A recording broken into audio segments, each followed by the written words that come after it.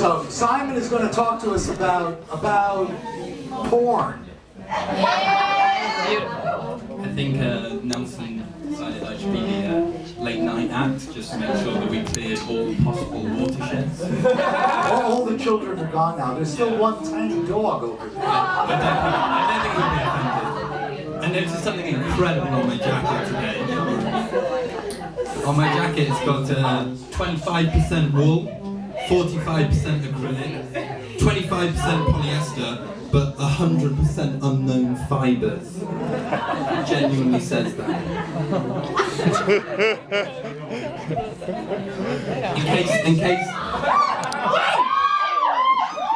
In case any of you are wondering where the cat's anus impression came from last week, this is where I got it from. Yeah. So, yeah, I'm going to talk to you about porn. Got some quotes. Not from just live porn, that would just be... So, no, they're deeper than that, probably.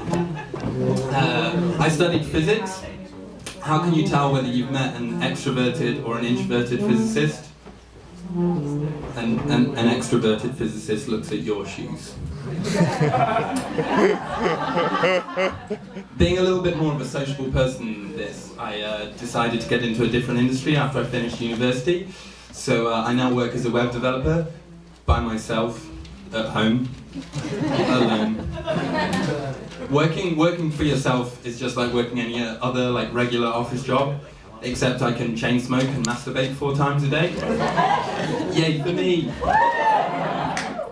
By the way, I am looking for work if anybody has an office job going. But, already having to refer to the notes.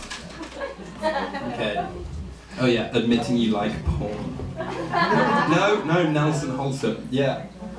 So no, admitting you like porn is quite difficult in Nelson. This is a very wholesome town. I mean, just this evening, we've had a sitar player, Rachmaninoff, a guitar ukulele, and a whole host of a Hebrew song about a deer searching for water. So, and I'm supposed to talk to you about this. But, yeah. So, I get quite irritated with this constant description of porn as nothing more than kind of fake, moaning, airbrushed, hairless college dropouts being nailed by failed football players with mummy and aggression issues. Last week I had a challenge for the guys. This week I have one for the women. I challenge you to go to xvideos.com and just ignore whatever is on the homepage and click on tags. No one's writing this down. But no.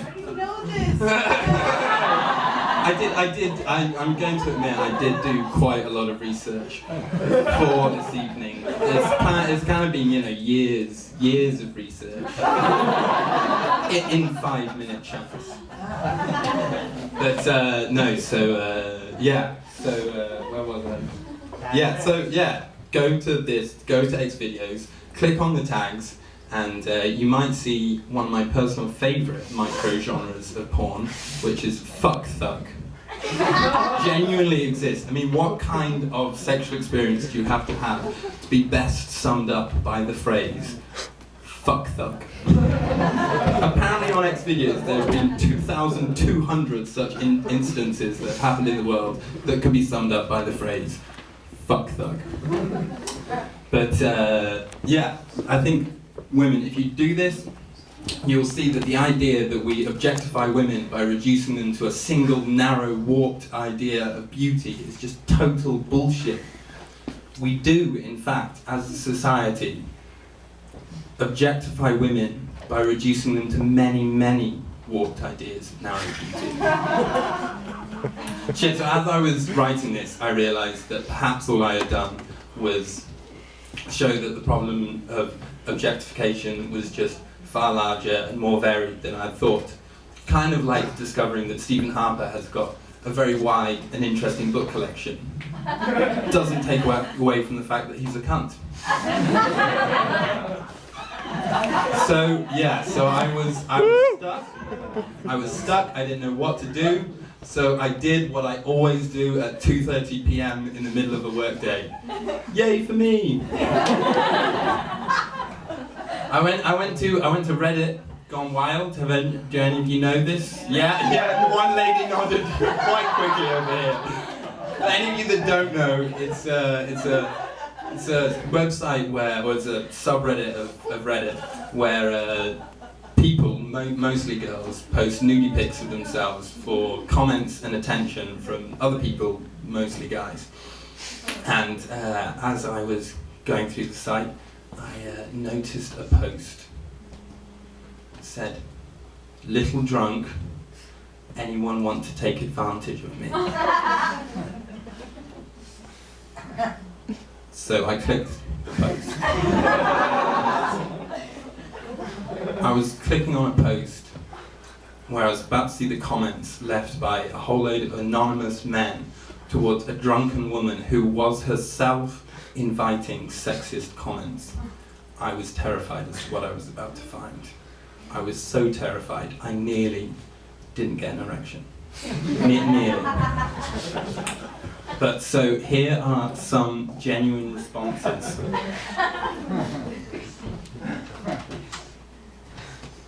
Only if it's consensual. Ha ha ha ha ha. Sorry, no, I'm a gentleman. Look me up when you've sobered up. If you are still game, I'd fuck you senseless. There's a little bit more coarse than the first one, but with a very similar, chivalrous sentiment. But then at the bottom of the page, there was the worst one. Well, I'll take advantage of you now. And then when you wake up, you'll realise it wasn't just because you were drunk, and we'll go at it again.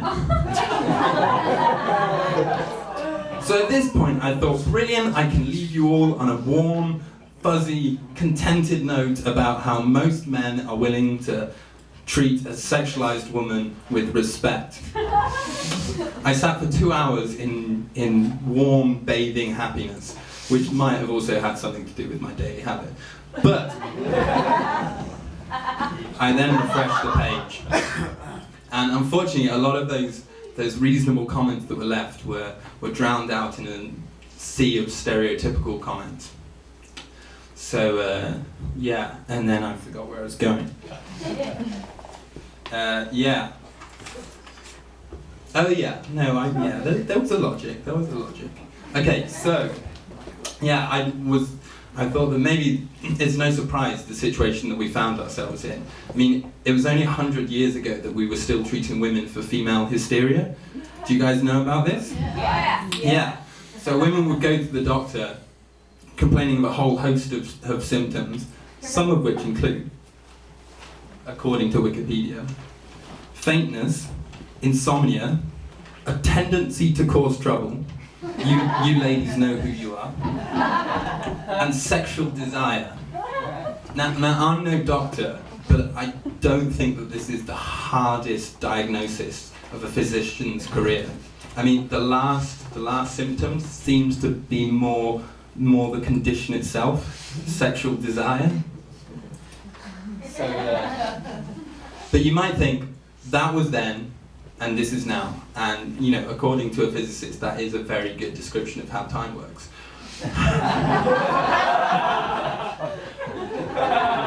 However, it is 2013, and we're still having debates about the existence of the G-spot. I didn't realise that so little was not known about this. Apparently, whilst everyone agrees that there is, a spot inside the vagina. Sorry, it was forced habit. That's not the face I make either.